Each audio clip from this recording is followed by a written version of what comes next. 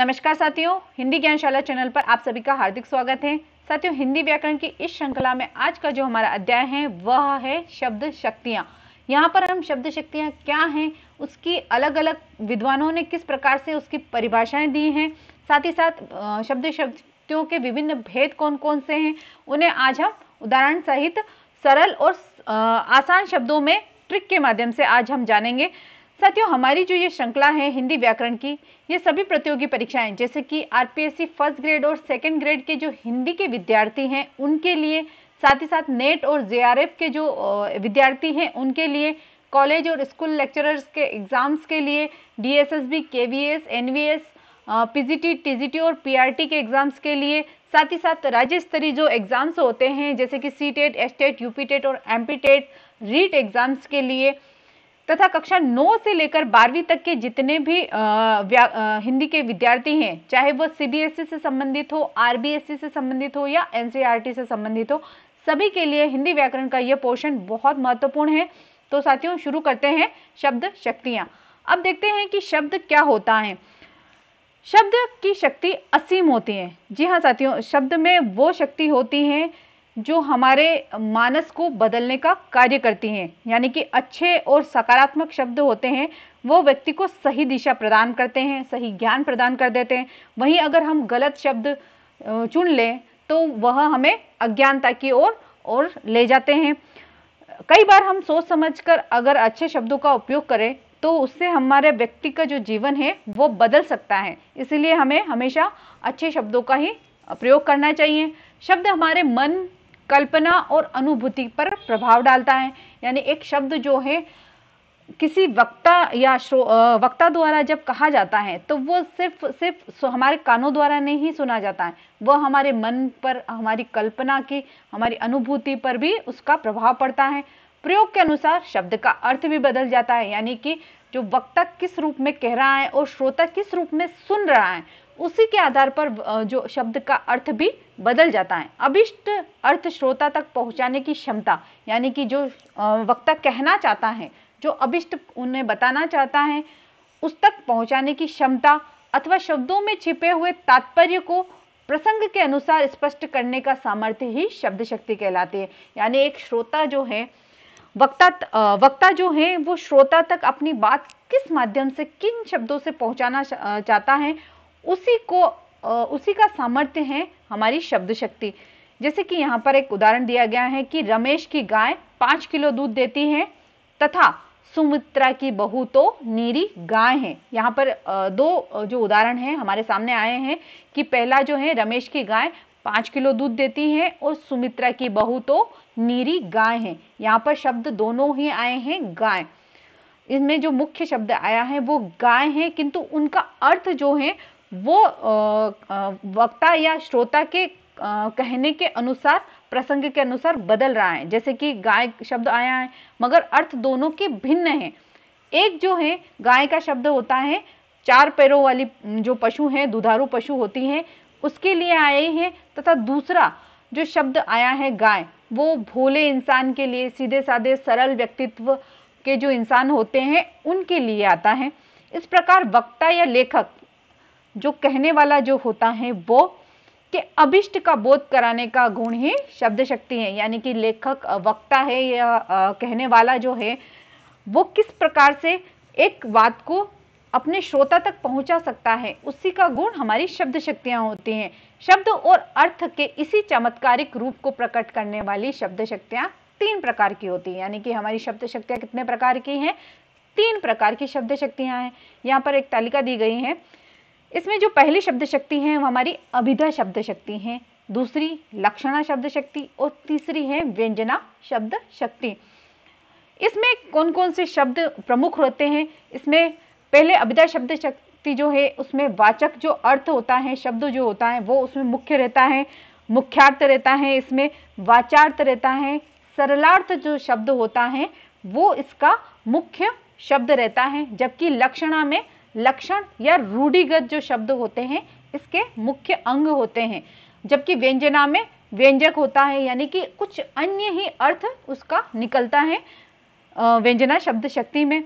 अब अर्थ होता है इसका वाचार्थ, यानी कि जैसा ही हमने बोला उस उदाहरण को या उस वाक्य को, जैसे ही हमने बोला, सामने वाला जो श्रोता है उसको उसी अर्थ में ग्रहण कर लेता है, यानी कि उससे सरल भाषा में वो जो वाक्य कहा गया है वक्ता द्वारा वो समझ में आ जाता है। जबकि लक्ष्यार्थ में कुछ बाधाएं उत्पन्न होती हैं, उसको रूढ़ि जो शब्द है उसका शब्दों का प्रयोग करके उसे कुछ समय के बाद उसका अर्थ जो है वो समझ में आ जाता है। किंतु जो व्यंग्यार्थ होता है उसका जो शब्द कहा गया है, जो वाक्य कहा गया है, उसका कोई अन्य अर्थ निकलता है, वो हमारे व्यंग्यार्थ के अंतर्गत, व्यंजना शब्द शक्ति के अंतर्गत आता है। अब आता है जो पहली हमारी शब्द शक्ति है, अभिधा शब्द शक्ति। अभिधा शब्द शक्ति क्या होती है, चलिए पढ़ते हैं। शब्द की जिस शक्ति से किसी शब्द के सबसे साधारण, लोकप्रिय अथवा मुख्य अर्थ का बोध होता है, यानी कि सबसे सरल जो वाक्य होता है वो हमारा अभिधा शब्द शक्ति होती है। सबसे यहाँ पर मैं अभिधा शब्द शक्ति के लिए कहना चाहूंगी कि अभिधा शब्द शक्ति को अगर याद करने का ट्रिक जो है कि हमें कोई भी अगर वाक्य दिया गया है, अगर वो सरल सरल हमें उसका अर्थ समझ में आ ही जाता है तो वह 100% अभिधा शब्द शक्ति ही रहती है। अगर हमें उसको अर्थ समझने में थोड़ा सा भी अगर लगता है कि परेशानी हो रही है तो वो अन्य हो सकता है, या चाहे वो लक्षणा हो सकती है या व्यंजना शब्द शक्ति होती है। किंतु अगर हमें उसका सरल सा अर्थ समझ में आ रहा है तो वो हमारी अभिधा शब्द शक्ति होगी, क्योंकि उसमें एक साधारण शब्द होगा, लोकप्रिय रहेगा और मुख्य अर्थ रहता है। अभिधा शब्द शक्ति में आपको 3 बातें मुख्य याद रखनी है। सबसे ज्यादा साधारण शब्द रहता है, लोकप्रिय रहेगा और उसका मुख्य अर्थ हमारे सामने प्रकट हो जाता है, उसे ही हम अभिधा शब्द शक्ति कहते हैं।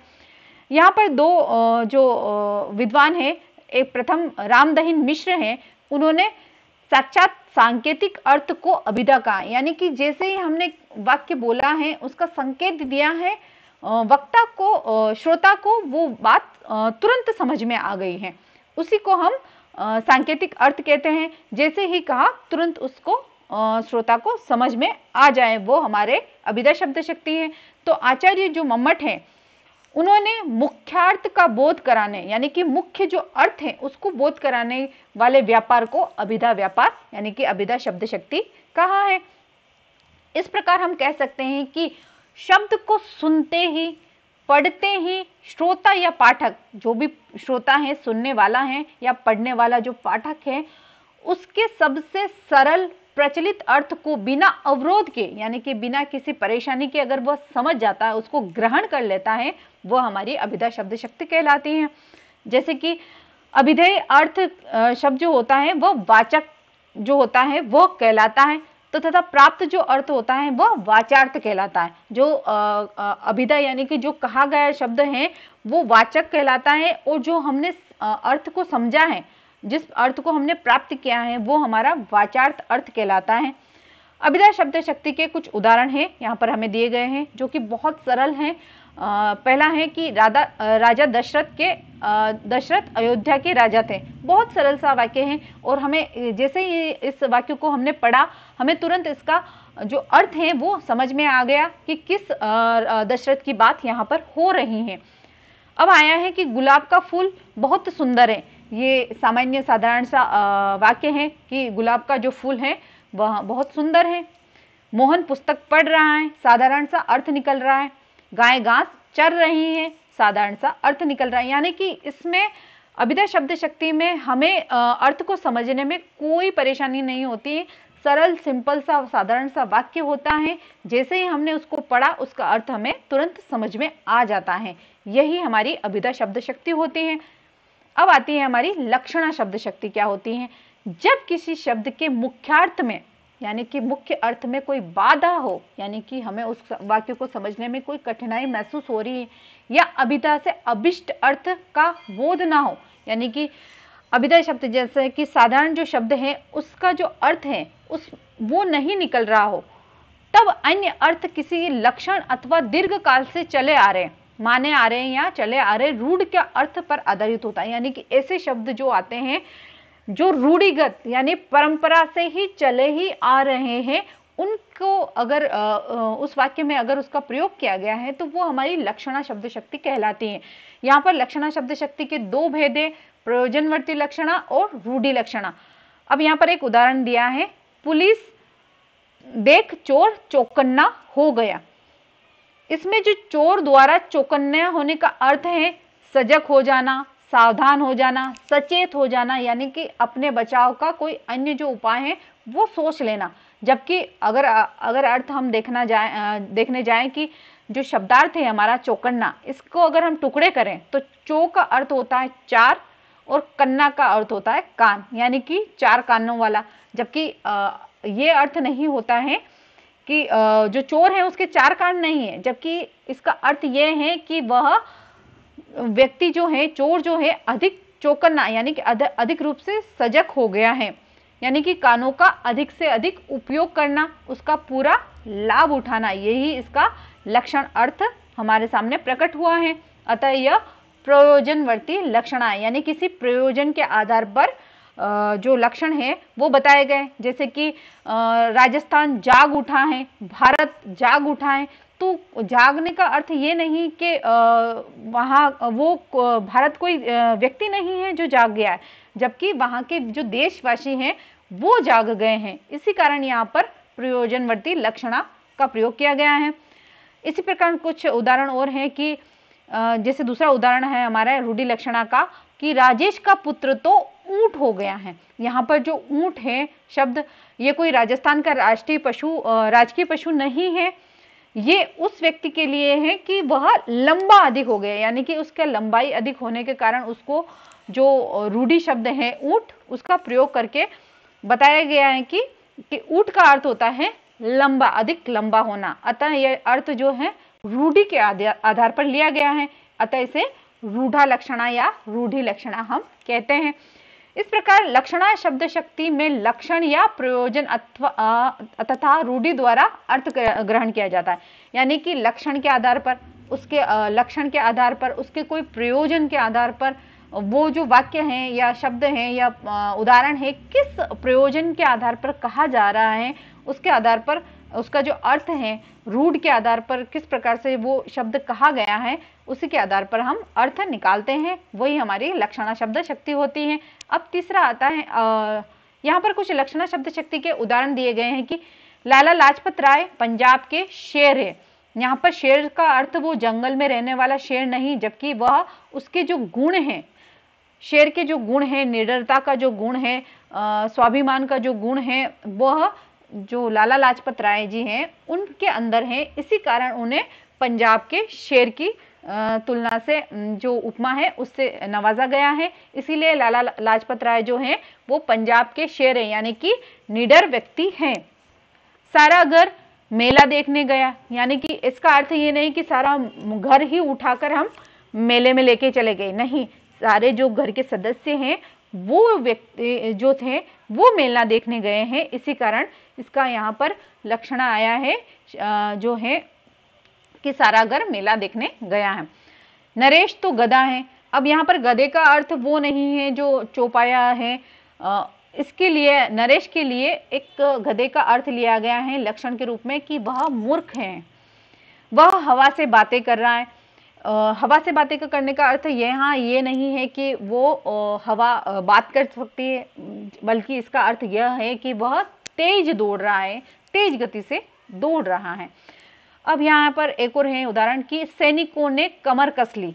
यहाँ पर कसने का अर्थ ये नहीं कि कोई औजार लेकर हमने उसको नट बोल्ट की तरह कस लिया, इसका अर्थ है कि सैनिकों ने पूरी तैयारी कर ली है, जंग की जो तैयारी होती है वो कर ली है। उक्त उदाहरणों में शेर, घर, गधा, हवा और कमर कसना आदि लाक्षणिक शब्द हैं, इनके लाक्षणिक अर्थ ही ग्रहण किए जाते हैं। अब यहाँ पर अब आता है हमारा व्यंजना शब्द शक्ति। व्यंजना शब्द शक्ति क्या है? जब किसी शब्द का अर्थ न अभिधा से प्रकट हो न लक्षणा से, बल्कि अन्य अर्थ प्रकट होता है, वहां पर व्यंजना शब्द शक्ति होती है।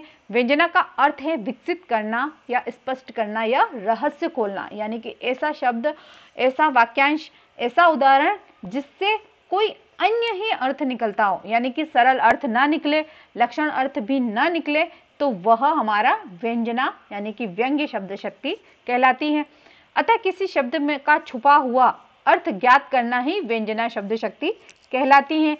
इसमें कथन के संदर्भ के अनुसार एक ही शब्द के अलग अलग अर्थ होते हैं, यानी कि एक जो शब्द होता है वक्ता द्वारा एक ही शब्द को कहा जाता है, जबकि श्रोता है या पाठक हैं उस अर्थ को अलग अलग तरीके से अपने अपने मन के अनुसार, अपनी कल्पना शक्ति के अनुसार अन्य अर्थ गढ़ लेते हैं।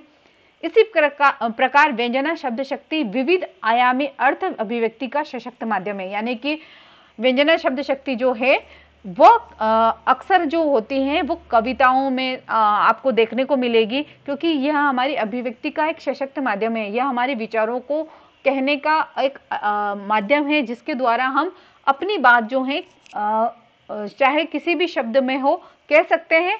पाठक जो होता है, श्रोता जो होता है, उसका अन्य अर्थ ले सकता है। जैसे कि अब यहाँ पर एक उदाहरण आया है अच्छा सा, संध्या हो गई, यानी कि शाम का समय हो गया है, तो इसका अर्थ जो है व्यक्ति अलग अलग अर्थ में लेगा। जैसे कि अब चरवाहे के लिए अगर शब्द आया है तो घर जाने का समय हो गया, अगर पुजारी के लिए आया है तो दीपक बत्ती का जो समय होता है मंदिर में, आरती का समय होता है, वो हो गया। अगर एक महिला के लिए है तो खाना बनाने का समय हो गया है। अगर यदि हम कह सकते हैं कि अगर दुकानदार के लिए आया है तो वहां पर दुकान को बंद करने का समय हो गया। तो इस प्रकार से संध्या हो गई एक ही शब्द का अलग व्यक्ति अपने अपने अर्थ जो कल्पना शक्ति है उसके अनुसार अर्थ निकालते हैं। व्यंजना शब्द शक्ति से प्राप्त अर्थ को दो भागों में विभक्त कर सकते हैं, शाब्दी व्यंजना और आर्थी व्यंजना। अब यहाँ पर शाब्दी व्यंजना क्या है, यानी कि जो शब्द के आधार पर हम व्यंजना यानी कि व्यंग होता है उसे हम शाब्दी व्यंजना कहते हैं। जैसे कि जब व्यंजना पर शब्द निर्भर हो, यानी कि व्यंजना जो है शब्द पर निर्भर हो, शब्द बदलने पर पर्याय रखने पर उसका अर्थ बदल जाता हो, यानी कि जैसे जो व्यंजना शब्द शक्ति, शाब्दी व्यंजना जो शब्द शक्ति है वो शब्द पर ही निर्भर होती है।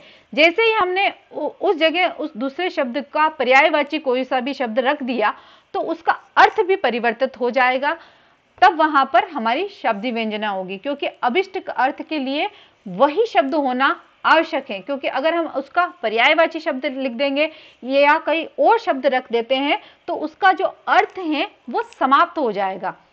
जैसे कि यहाँ पर उदाहरण दिया है, चिर जीवो जोरी जुरे क्यों न स्नेह गंभीर, को घटी ये वृष भानुजा बे हलधर के बीर। यहाँ पर जो वृष भानुजा और हलधर जो शब्द आए हैं, इसमें वृष और भानुजा, वृषभ और अनुजा, यहाँ पर दो अहम अर्थ, इनके अर्थों के टुकड़े करते हैं। वृषभ यानी कि बैल और अनुजा यानी कि पुत्री, और हल यानी कि हलधर यानी कि बलराम के लिए भी आता है, और हलधर यानी कि हल को धारण करने वाले बैल के लिए भी आता है।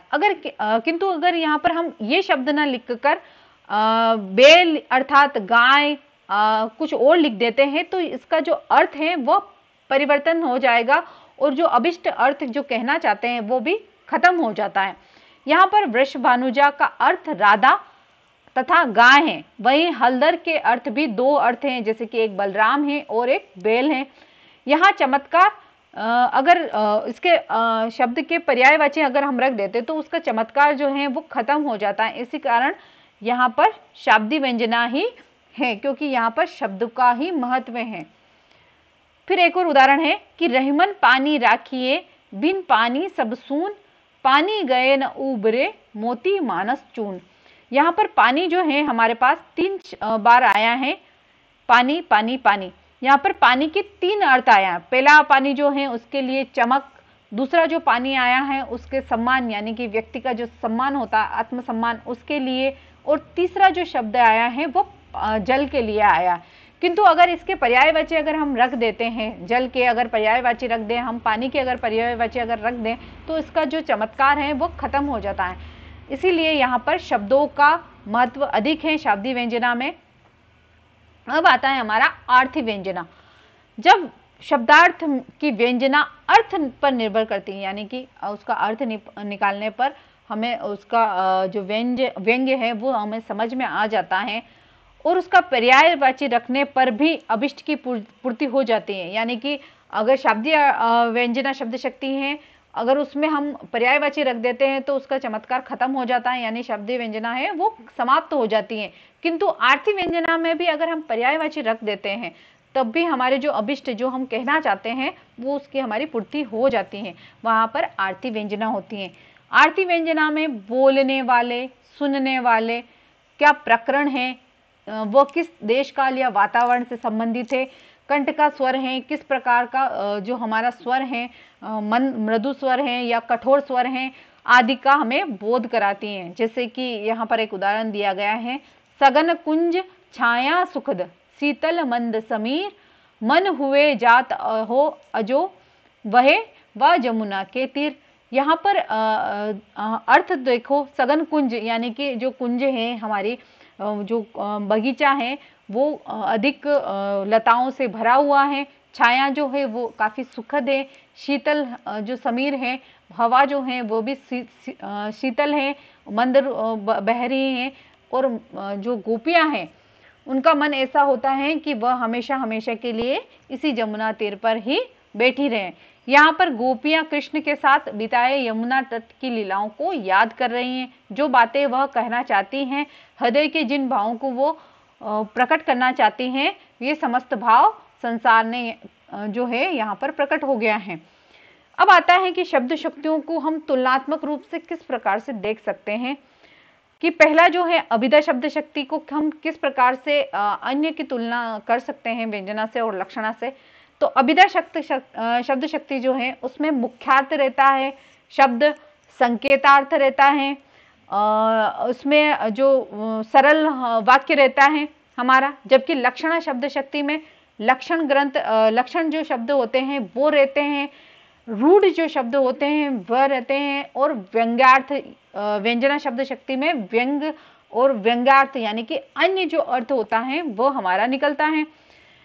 यह जो अभिधा शब्द शक्ति है उसका प्रयोग हम हमारा जो साधारण जनजीवन है उसमें हम अधिकतर अभिधा शब्द शक्ति का ही प्रयोग करते हैं, यानी कि हमारी जो दैनिक वार्तालाप की जो क्रियाएं हैं उसमें हम अभिधा शब्द शक्ति का ही प्रयोग करते हैं बोलने के लिए।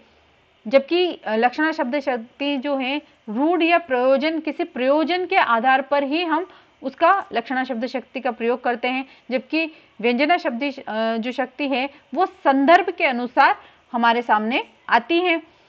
इसमें सरल अर्थ होता है अभिधा शब्द शक्ति में, इसमें लक्ष्य जो अर्थ होता है, लक्ष्य जो अर्थ होता है वह होता है, जबकि इसमें अभिप्रेत अर्थ होता है, यानी कि अन्य जो अर्थ होता है इसमें होता है। जैसे कि यहाँ उदाहरण दिया गया है कि तुम्हारा पुत्र मूर्ख है, ये एक साधारण सा शब्द है, किंतु अगर हम इसको लक्षणा में बोलेंगे तो तुम्हारा पुत्र गधा है, यानी कि मूर्ख न बोलकर उसे गधा रूढ़ जो शब्द है उसमें प्रयुक्त किया है। जबकि व्यंजना में कहेंगे हम तुम्हारा पुत्र तो बृहस्पति का अवतार है, ये हमारा व्यंजना शब्द शक्ति के अंतर्गत आता है। अब यहाँ पर लक्षणा शब्द शक्ति में आप देखिएगा हमेशा 80% जो है हमारे मुहावरे जो हैं इसमें इसके अंतर्गत रखे जाते हैं लक्षणा शब्द शक्ति के अंतर्गत, जबकि व्यंजना शब्द शक्ति में विस्मय आदि बोधक जो चिन्ह है हमारा वो आएगा, साथ ही साथ श्लेष अलंकार जो है वो इसमें आएगा। जबकि लक्षणा शब्द शक्ति में यमक अलंकार का अधिक प्रयोग किया जाता है और मुहावरों का अधिक प्रयोग होता है, जबकि व्यंजना शब्द शक्ति में विस्मय आदि बोधक चिन्ह जो हैं जो हमारे शब्द हैं वो आएंगे, साथ ही साथ श्लेष अलंकार जो हैं वो भी इसके अंतर्गत आता है।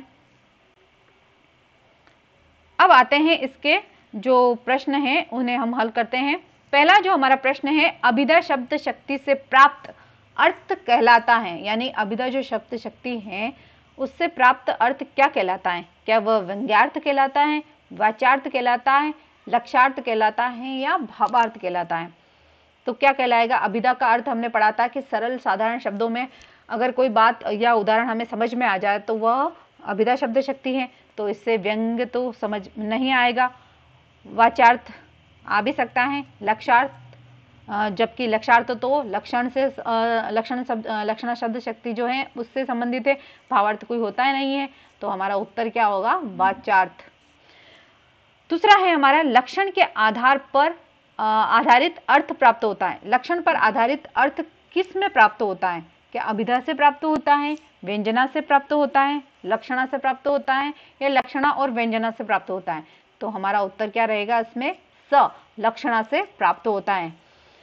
तीसरा प्रश्न है परंपरागत रूढ़ अर्थ व्यंजित होता है। परंपरागत रूढ़ अर्थ जो होता है किस में अभिव्यंजित होता है? क्या व्यंग्य से होता है, लक्षण से होता है, सरलार्थ से होता है, या संकेत से होता है? व्यंग्य से तो हमारा व्यंग्यार्थ होता है, सरलार्थ से हमारा अभिधा शब्द शक्ति होती है, संकेत से भी हमारी अभिधा शब्द शक्ति होती है, किंतु लक्षण से हमारी परंपरागत रूढ़ जो अर्थ है वो हमें लिया जाता है। तो इसका अर्थ हो गया, इसका उत्तर है हमारा ब, लक्षण से। अब आती है हमारा प्रश्न, लक्षणा जो शब्द शक्ति है में कौन सा अर्थ लगता है? क्या वह मुख्यार्थ होता है? लक्षण जो शब्द शक्ति में हमें मुख्यार्थ अर्थ मिलता है, व्यंग्यार्थक अर्थ मिलता है, लक्षार्थक अर्थ मिलता है, या वाचार्थक अर्थ मिलता है? तो हमारा उत्तर होगा घ, लक्षार्थक अर्थ हमें प्राप्त होता है लक्षणा शब्द शक्ति से। अगला जो प्रश्न है हमारा कि निम्नलिखित में से व्यंजना शब्द शक्ति किस वाक्य में है? पहला है हमारा क, राजस्थान जाग उठा, गिरधारी शेर है, प्रशांत बुद्धिमान है, और अंधेरा हो गया सेठ जी ने कहा। यहाँ पर हमारा उत्तर क्या होगा? घ जो है, अंधेरा हो गया सेठ जी ने कहा, क्योंकि राजस्थान जाग उठा है ये हमारी लक्षणा शब्द शक्ति का है, गिरधारी शेर है ये भी लक्षणा शब्द शक्ति का है, जबकि प्रशांत बुद्धिमान है यह हमारा अभिधा शब्द शक्ति का है, क्योंकि साधारण सा वाक्य है यहाँ पर। अब आया हमारा प्रश्न, अभिधा शब्द शक्ति में कौन सा अर्थ नहीं लिया जाता है? क्या वाचार्थ नहीं लिया जाता, प्रयोजनार्थक नहीं लिया जाता, मुख्यार्थक नहीं लिया जाता, या सरलार्थक नहीं लिया जाता?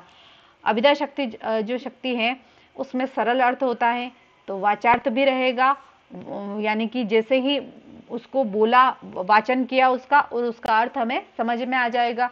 मुख्य अर्थ रहता है, क्योंकि जैसे ही हमने उसको पढ़ा और उसका जो मुख्य अर्थ है, उसका मुख्य भाव जो है वो हमारे समझ में आ जाता है। सरलार्थ होता है, क्योंकि साधारण सा शब्द जो उदाहरण होता है वो हमारे सामने होता है, जबकि प्रयोजन जो होता है वो हमारे व्यंग्यार्थक जो शब्द शक्ति है उसके अंतर्गत लिया जाता है। तो हमारा उत्तर होगा ख। अगला प्रश्न है, जहां एक कथन के संदर्भ के अनुसार अलग अलग अर्थ होते हैं वहां कौन सी शब्द शक्ति होगी? यहाँ पर वाक्य को ध्यान से पढ़िएगा, अलग अलग अर्थ के लिए कह रहा है वो। क्या वह व्यंजना शब्द शक्ति होगी, अभिधा होगी, लक्षणा होगी, या रूढ़ि लक्षणा होगी? तो अभिधा में तो हम सरल सा वाक्य होता है, एक वाक्य का एक ही अर्थ होता है। रूढ़ि लक्षणा में जो है हम रूढ़ि शब्द जो है उसके लिए, और रूढ़ा लक्षणा के ही भेद है, जबकि व्यंजना जो शब्द शक्ति होती है उसका अलग अलग प्रसंग या संदर्भ के अनुसार हम अलग अलग अर्थ निकालते हैं। तो यहाँ पर हमारा उत्तर होगा क, व्यंजना शब्द शक्ति। तो साथियों, आज हमने शब्द शक्ति को पढ़ा है। मैं आप सभी से रिक्वेस्ट करती हूँ कि आपको यदि वीडियो पसंद आया हो तो हिंदी ज्ञानशाला चैनल को सब्सक्राइब कीजिएगा, साथ ही साथ बेल आइकन को भी प्रेस करना ना भूलेगा, ताकि आपको आने वाले और भी ज्ञानवर्धक वीडियोस हैं उनकी नोटिफिकेशन आपको प्राप्त होती रहे और आप हमसे इसी प्रकार जुड़े रहें। धन्यवाद साथियों, थैंक यू फॉर वॉचिंग।